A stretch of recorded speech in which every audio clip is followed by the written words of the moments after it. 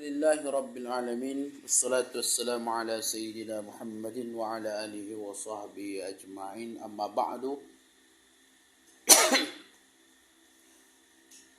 Qala Allah Ta'ala fi kitabihil karim. A'udhu billahi minasyaitanir rajim. Wa ma umiru illa liya'budullaha mukhlisina lahuddin. Walau karihal kafirun. وما أمروا إلا ليعبدوا الله مخلصين له الدين حنفاء ويقيموا الصلاة ويؤتوا الزكاة وذلك دين القيمة. وقال النبي صلى الله عليه وسلم إنما الأعمال بالنيات وإنما لكل امرئ ما نوى.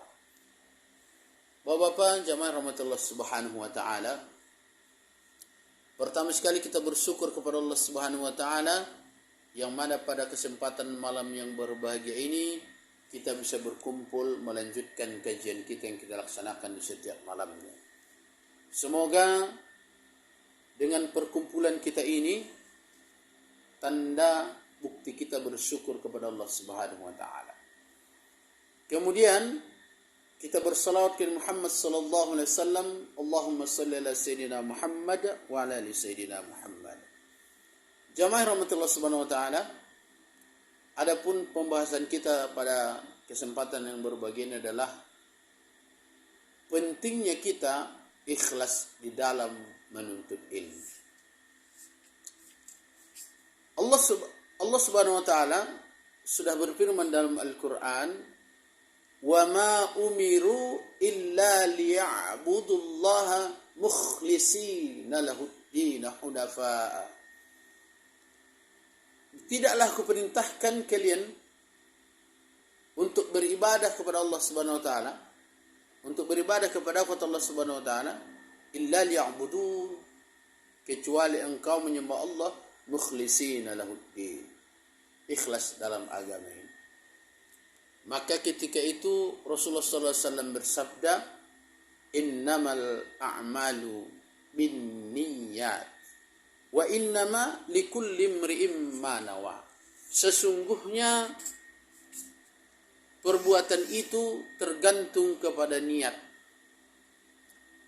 Maka orang akan mendapatkan apa yang dia niatkan.